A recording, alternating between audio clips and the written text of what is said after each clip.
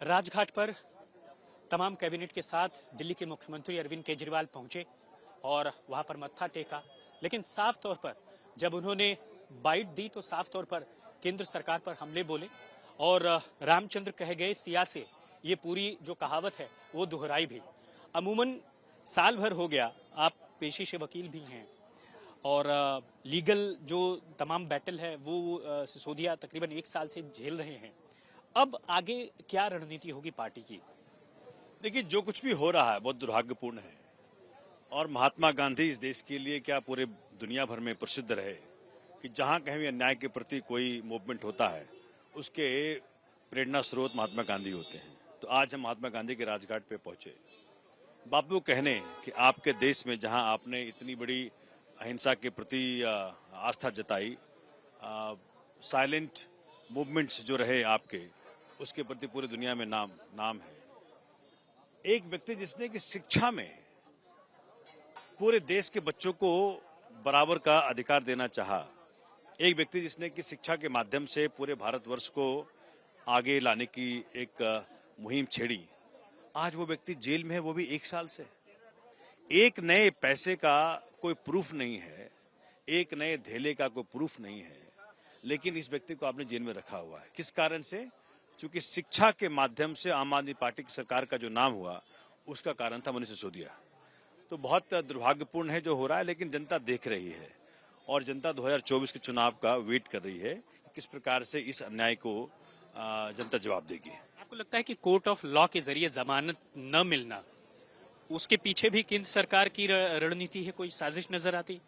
देखिए, मैं तो ये कहता हूं कि इस देश में जो कुछ भी जहां कहीं भी अन्याय हो रहा है उसका कारण एकमात्र है, वो केंद्र सरकार है। और मैं देख पा रहा हूं कि पीएमएलए का जो दुरुपयोग हो रहा है, पीएमएलए एक्ट ही इस प्रकार का है जिसमें कि जो बेनिफिट ऑफ डाउट मिलना चाहिए एक्यूज्ड को, वो नहीं मिल पाता है। लेकिन उसके बावजूद भी 1 साल पीरियड बहुत बड़ा होता है। एक सिटिंग डिप्टी चीफ मिनिस्टर को अगर आपने बंद कर दिया बगैर किसी प्रमाण के, तो दुनिया देख रही है किस प्रकार से आप उलझुलूल हरकतें करते हो, उलझुलूल बयानबाजियां करते हो, उलझुलूल बातें करते हो।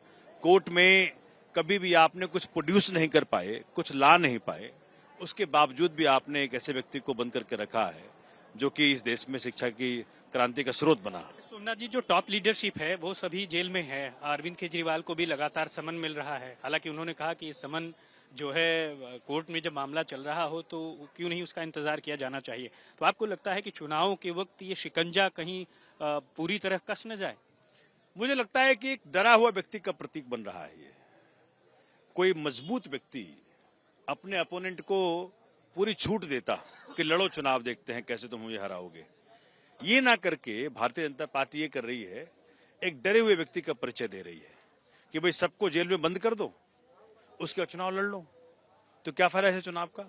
मुझे तो लग रहा है कि आज माननीय मोदी जी को सबको बोलना चाहिए कि भाई कोई ईडी नहीं, कोई सीबीआई नहीं, सब बंद करो। हम चाहते हैं कि एक बड़े साहसी तरीके से चुनाव लड़ेंगे और अपोनेंट को हम पूरी खुली छूट देंगे कि भाई आप अपनी लकीर खींचो, हम अपनी लकीर खींचेंगे। लेकिन ये नहीं कर पा रहे हैं ये।